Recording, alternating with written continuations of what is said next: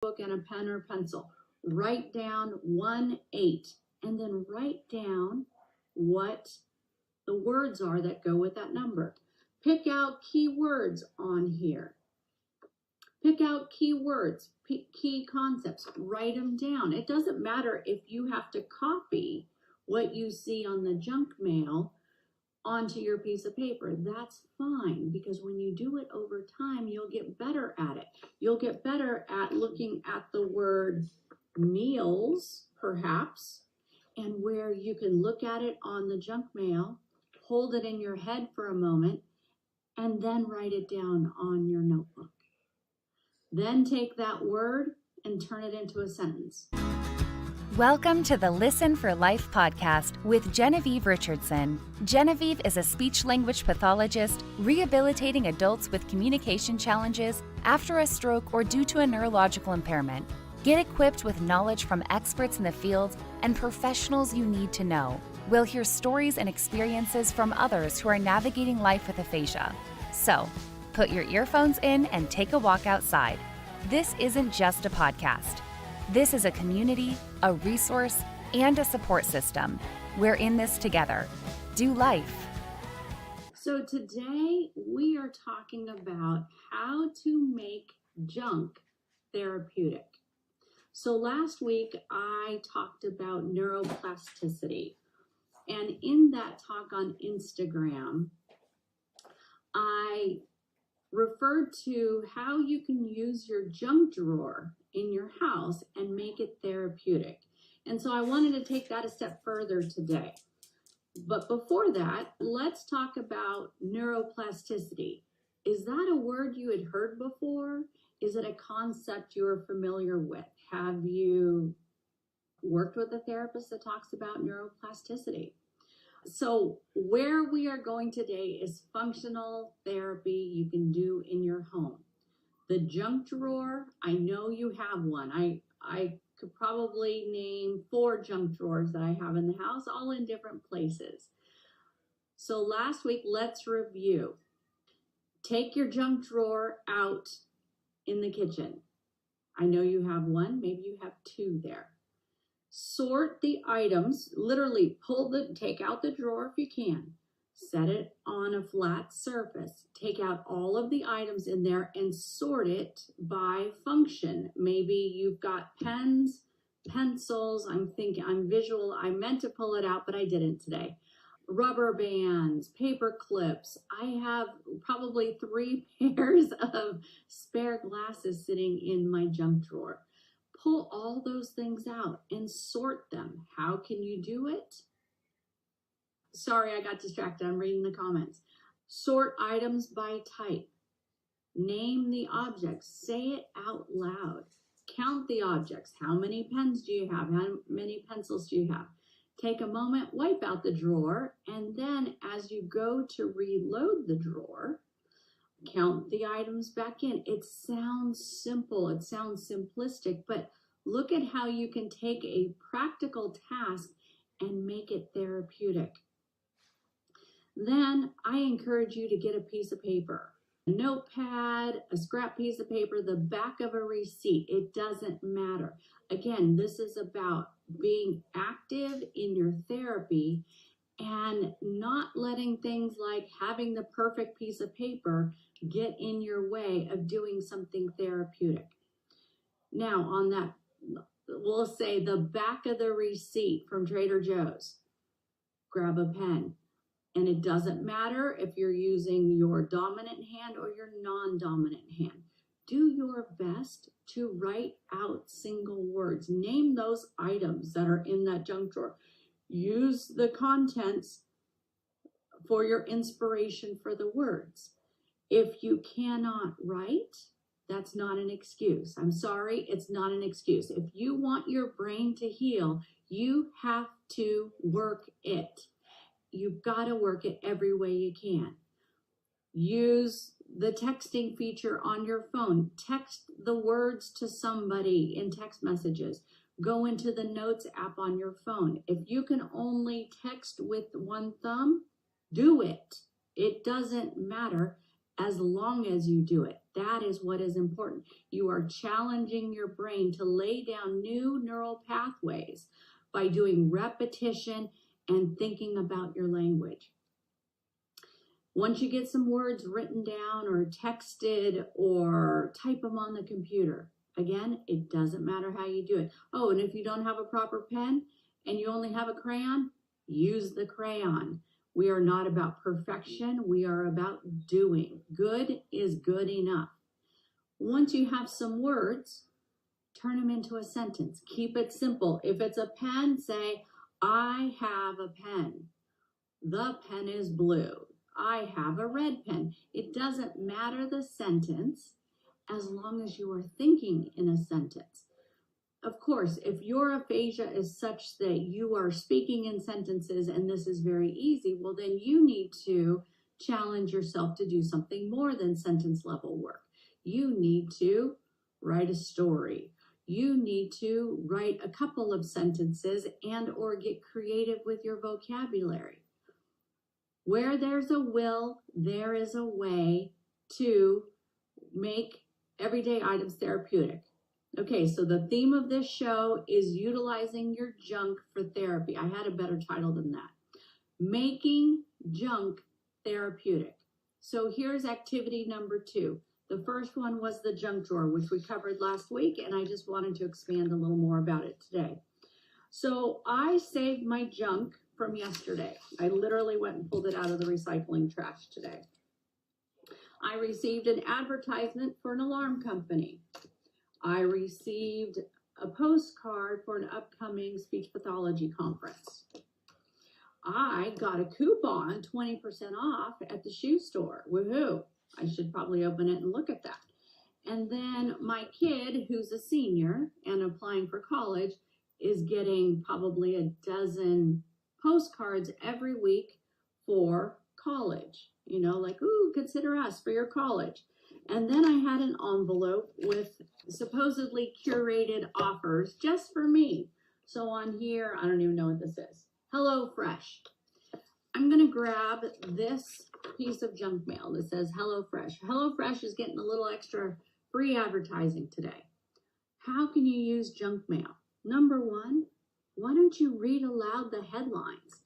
You know, maybe grab the larger print font and read it. If you are good and can read the smaller font, do that too. Read it out loud if you can. Let's say you can't read it out loud. Pick out the numbers.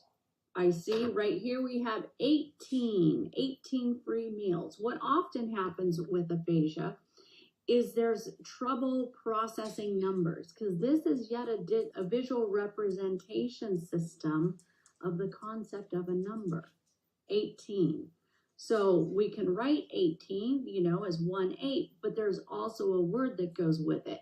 18, E-I-G-H-T-E-E-N, if I said that right. You could, again, on the back of a receipt, scrap piece of paper. Better yet, grab a notebook and make this a daily therapeutic activity. Grab your junk mail, grab your notebook and a pen or pencil. Write down 1-8 and then write down what the words are that go with that number.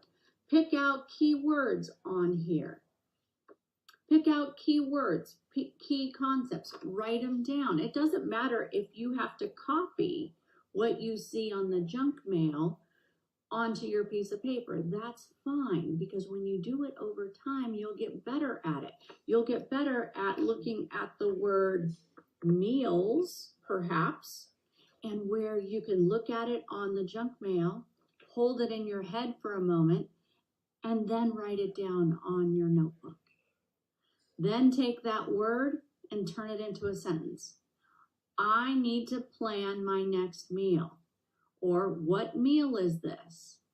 Whatever. Write down the types of meals there are. Breakfast, lunch, dinner, pre-breakfast, pre-dinner, appetizers. I mean, you can use any word and make it therapeutic. If I took the word fall, right? Fall has different meanings. We have the time of year, to fall down, Those kinds of things. What if you took the word fall and you wrote down the two different definitions for fall? I fell down. Use it in a sentence or explain it. Come up with a list of vocabulary words. Boy, HelloFresh is, let's move on to, ooh, no, not them. Let's see. I'm sorting through my mail. Okay, let's look at couches. I've never heard of the company that's listed right here. That is a compound word, right? It's two individual words put together to make its own meaning. That is a compound word. What if you broke out that compound word? What if you wrote joy and then you wrote bird? And what if you made a sentence about it? Or what if you thought about joy and you thought of other words that make you think about joy? Happy, sad being the opposite. Why not do word games? So I don't want to beat this horse because I can do that. But I wanted to give you some ideas on how we can make junk therapeutic, whether that is your junk drawer or your junk mail. If you would like some more information about how you can make junk therapeutic, I would like you to send me a DM. In this DM, say junk. And as a gift to you, I will send you a little PDF with a video that talks about the different ways you can make your junk drawers and your junk mail therapeutic. So that's what I wanted to share with you today. Couple of other things.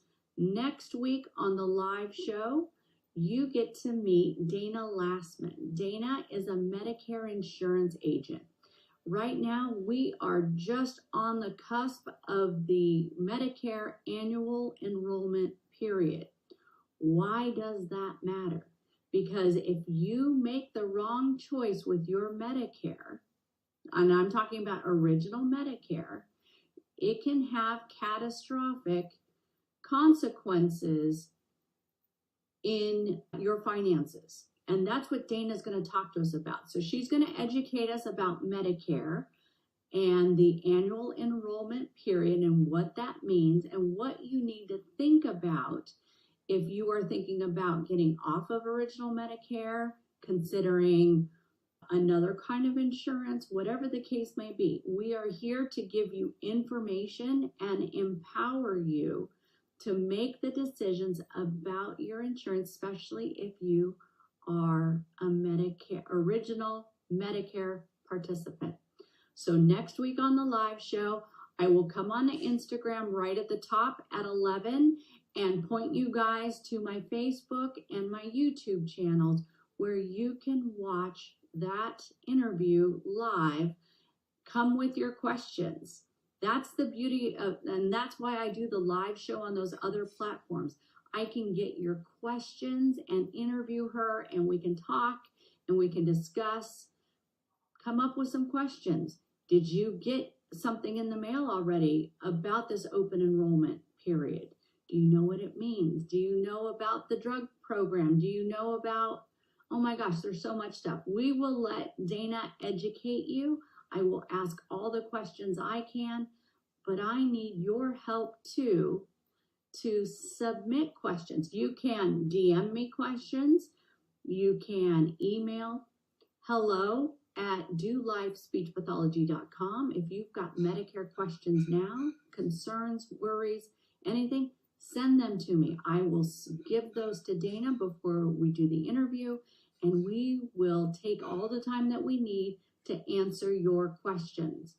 I can only guess what your questions are. I'm not an original Medicare recipient at this time, but I want to help you. So next week on the live show, Dana Lastman answering your questions about original Medicare open enrollment period. For those of you not on Medicare, but you may be getting closer to Medicare age, this is an episode you're going to want to listen to. I interviewed Dana a year ago, and we had such a good response from the community about the information she provided. So that's why we're doing it again. Join us next week. And before I go, Listen for Life Aphasia podcast. The website is live. If you log on, listenforlifeaphasiapodcast.com, you'll be asked to input your first name and your email address. And that's just so I know who is there, because inside that website, I am putting great content from the episodes. We are up to episode 58, I think, this week. Woohoo! Pat on my back. 58 episodes with great content that's going to be searchable, as I have handouts for those episodes. Again, I'm there's 3 of us behind the scenes working hard to bring you this content. The website is close to being done, but it's not quite there yet, so be kind in your comments. But we are making this interactive so you can get the information you want at the time that you want it. listenforlifeaphasiapodcast.com. Interested in learning more about what we can do to help your communication, whether it's for you, the person with aphasia, or if you care for a person with aphasia? Schedule a free discovery call with me. Let's talk about it. We'll talk on the phone, we'll hear your goals, and I'll understand better about where you are, and we can make a custom action plan just for you. Maybe you don't want to do direct therapy. Maybe you'd rather do something like get education or be part of a community where you're actively getting information and support and problem solving with professionals like myself and people that are in the trenches that can help you. The Listen for Life, no, I'm calling it wrong name. Life Aphasia Academy community is coming soon. That is another one of those big things that I'm working on behind the scenes. That's it. I gotta go. Peace out, everybody. Have a wonderful Thursday. And wherever you are, take care of yourself. Thanks for tuning in to the Listen for Life podcast. We hope you feel empowered and supported. Head over to listenforlifepodcast.com to see the show notes with links and information from today's episode. Do you have a topic, a resource to share, or a guest recommendation? Inquiring minds want to know. Let us know in the comments section. Wishing you a fabulous week.